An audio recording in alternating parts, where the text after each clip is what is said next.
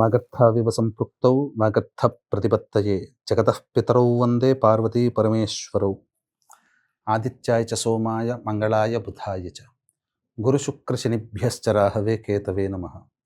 శృంగేరి జగద్గురు పీఠాధిపతులకి, కంచి పీఠాధిపతులకి నమస్కారములు తెలియచేసుకుంటూ కార్యక్రమాన్ని ప్రారంభిద్దాం. వీక్షించేటువంటి ప్రేక్షకుల్లో చాలామంది మహిళలు, యువతులు చాలామంది ఉంటారు. ఇది ప్రత్యేకించి ఈ వీడియో ఎవరి కోసం అయ్యానంటే, చెబుతున్నాను వినండి. ఆర్థిక బాధలతో ఇబ్బందులు పడుతున్నటువంటి వాళ్ళు, వ్యాపారపరంగా సమస్యలతో సతమతమవుతున్న వాళ్ళు, ప్రధానంగా డబ్బుకి ఇబ్బంది పడుతున్నటువంటి వాళ్ళు, ఉద్యోగ సమస్యలు, ప్రమోషన్లు రాక, అలాగే నిరుద్యోగము అనగా ఉద్యోగం లభించక, ముఖ్యంగా కష్టాల పాలైనటువంటి వాళ్ళు, ఈ కష్టం చెప్పుకోలేం, పగవాడికి కూడా రాకూడదు ఈ కష్టాలు అని భావించే వ్యక్తుల కోసం, ఇంకా ప్రత్యేకముగా భర్త అనారోగ్యం పాలై సతమతమవుతూ హాస్పిటల్ చుట్టూ తిరగాల్సినటువంటి పరిస్థితి ఉన్న మహిళల జీవితంకి సంబంధించి, అలాగే ఆల్రెడీ వివాహమై భర్త దీర్ఘకాలం ఆయుష్మంతుడుగా ఉండాలని కోరుకునే ప్రతి మహిళ, మరియు జాతకాన్ని చూపించినప్పుడు మాంగళ్య దోషాలు ఉన్నాయి, ఈ అమ్మాయికి వివాహం కావడం కష్టం అనుకున్నటువంటి మహిళలు, యువతులు, అలాగే వివాహ ప్రయత్నాలు చేస్తున్న, వివాహం కాక ఇబ్బంది పడుతున్న వాళ్ళు, మహిళలకి, యువతులకి, ముఖ్యంగా సకల వివాహ దోషాలు తొలగిపోయే మార్గం ఈ యొక్క జ్యేష్ఠ పౌర్ణమి రోజున ఏర్పడబోతుంది. కాబట్టి ఆ మార్గంలో చెప్పిన విధానాన్ని ఆచరించి, మీరందరూ ఈ చెప్పిన సమస్యలు ఉన్న వాళ్ళందరూ ఆచరించి తరించండి. అవకాశం ఉంటే ఈ వీడియోని 10 మందికి షేర్ చేయండి, మంచి జరుగుతుంది. వాళ్ళకి మంచి జరిగితే మీకు మంచి జరిగినట్టే.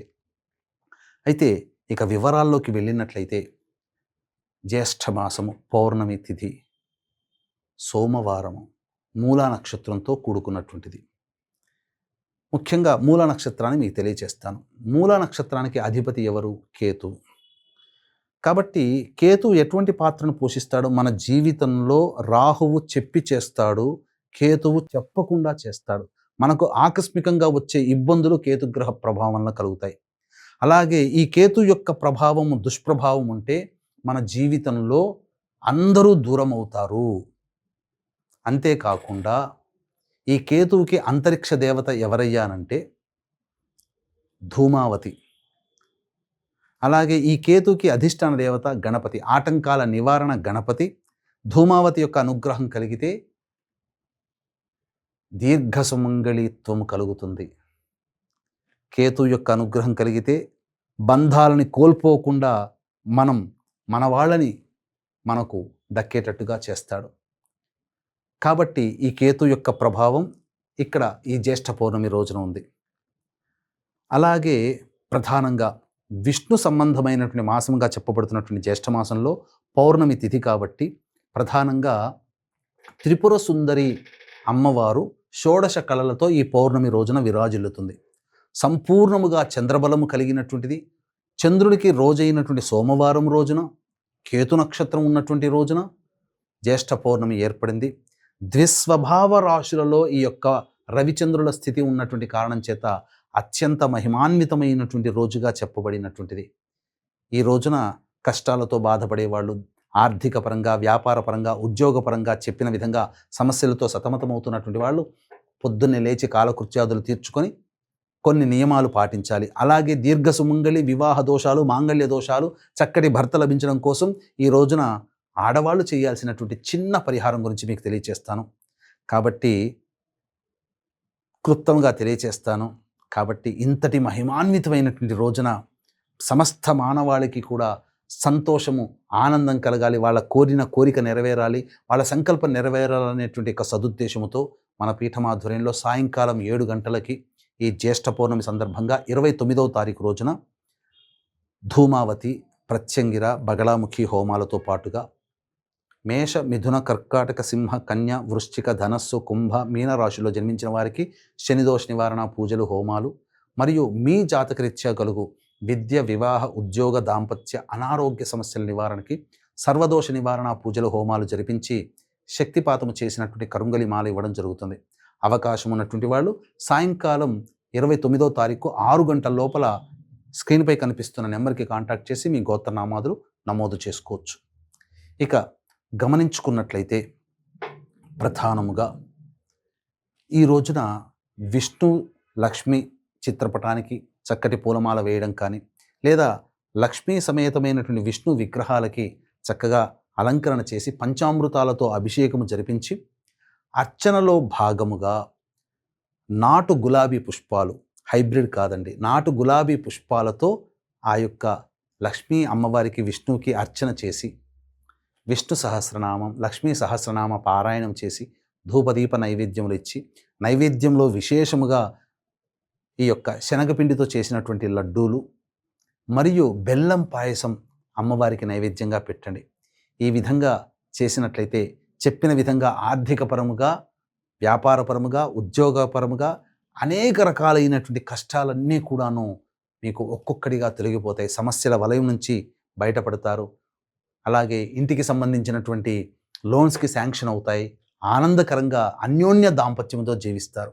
ఇక తరువాయి అందరూ ఎదురు చూస్తున్నటువంటిది, ఎవరి భర్త అయితే అనారోగ్యం పాలై హాస్పిటల్ చుట్టూ తిరుగుతున్నారో, ఏ మహిళ అయితే తన జీవితాంతం తన భర్త దీర్ఘాయుష్మంతుడిగా కోరుకోవాలని అనుకుంటుందో, ఏ యువతి అయితే తన జీవితంలో ఎన్ని ప్రయత్నాలు చేసినా వివాహాలు కాక మాంగళ్య దోషాలతో సతమతమవుతుందో, ఏ యువతి అయితే అనుకూలమైన భర్త లభించాలని కోరుకుంటుందో, అటువంటి వాళ్ళందరూ కూడా ఈ రోజున వ్రతాన్ని ఆచరించాలి. ఒక చక్కటి వ్రతం, వటవృక్ష వ్రతం, వట సావిత్రి వ్రతం. ఇది మనకు మహాభారతంలో అరణ్య పర్వంలో కనబడుతుంది. సావిత్రి సత్యవంతుల యొక్క కథ. తద్వారా అల్పాయుష్యుడైనటువంటి సత్యవంతుడైనటువంటి తన భర్తని వివాహం చేసుకోవడం ద్వారా అచిరకాలంలోనే వివాహమైన కొన్ని నెలలలోనే యమగండానికి ప్రాప్తమవ్వడం, ఆ యముడినే ఎదిరించి అనేక వరాలు పొంది తన మామకి కంటి చూపు, మళ్ళీ తిరిగి రాజ్యము, తన భర్త దీర్ఘాయుష్మంతుడు, పుత్ర పౌత్రాదులతో విరాజిల్లేటువంటి జీవితాన్ని ఆ సావిత్రిదేవి యముడి ద్వారా వరంగా పొందింది. ఈ వ్రతాన్ని ఆచరించడం వల్ల. ఎవరు చెప్పారు ఈ వ్రతాన్ని ఆచరించమని? సాక్షాత్తు నారద మునీంద్రుల వారే సావిత్రిదేవికి సెలవిచ్చినటువంటి వ్రత విధానం. కాబట్టి మహాభారత కాలంలో ఆచరించి చూపించినటువంటి వ్రత విధానాన్ని అనాదిగా వేల సంవత్సరాల నుంచి మన భారతదేశంలో ఆచరిస్తూ వస్తున్నారు. మీరు కూడా ఈ యొక్క వ్రతాన్ని ఆచరించండి.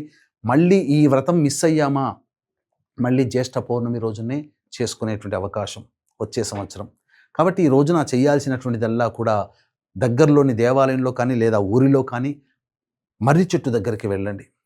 వెళ్ళి ఆ మర్రి చెట్టుకి సాష్టాంగ నమస్కారం చేయకపోయినా నమస్కారం చేసి, నా భర్త ఆయుష్గా ఉండాలి, నా భర్తకున్నటువంటి అనారోగ్యం తొలగిపోవాలి, నా జాతకంలో ఉన్నటువంటి మాంగళ్య దోషాలు పోవాలి, లేదా నాకు చక్కటి భర్త లభించాలని ఎవరికి వారు తగ్గట్టుగా వాళ్ళ కోరికలను కోరుకొని చక్కగా ఆ యొక్క మర్రి చెట్టుని మంచినీటితో కొద్దిగా శుభ్రం చేసి, ఆ మర్రి చెట్టు మొదట్లో చక్కగా పసుపు కుంకుమలతో అలంకరణ చేసి, తదనంతరం తెచ్చుకున్నటువంటి రాగి చెంబు నీటిని ఆ మర్రి చెట్టు మొదట్లో వేసి, తదనంతరం దీర్ఘాయుష్మంతుడుగా నా భర్త ఉండాలని మనస్సులో ఆ సావిత్రీదేవిని, సత్యవంతుణ్ణి స్మరించుకుంటూ ఆ యొక్క వటవృక్షానికి 3 చుట్లు పసుపుతో తడిపినటువంటి నూలు దారాన్ని 3 చుట్లు చుట్టాలి.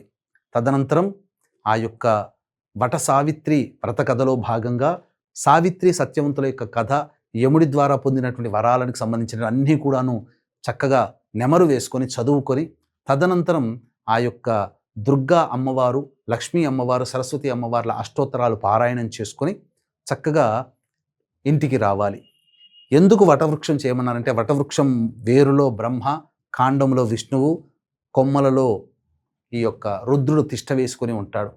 కాబట్టి చాలామందికి ప్రస్తుతం ఉన్నటువంటి నగరంలో ఈ యొక్క మర్రి చెట్టు కనబడకపోవచ్చు. దీనికి ప్రత్యామ్నాయంగా ఆ భావనతో సమానమైనటువంటి విధంగా అశ్వత్థ వృక్షం అనగా రావి చెట్టుని ఎంచుకుంటే సరిపోతుంది. దొరికితే మాత్రం ఆ యొక్క మర్రి చెట్టుని మీరు ఆశ్రయించి ఈ యొక్క పూజా విధానాన్ని చేయండి. తదనంతరం నైవేద్యంగా తీపి మిఠాయిలు ఆ యొక్క మర్రి చెట్టు దగ్గర లేదా రావి చెట్టు దగ్గర పెట్టి నైవేద్యంగా పెట్టిరండి.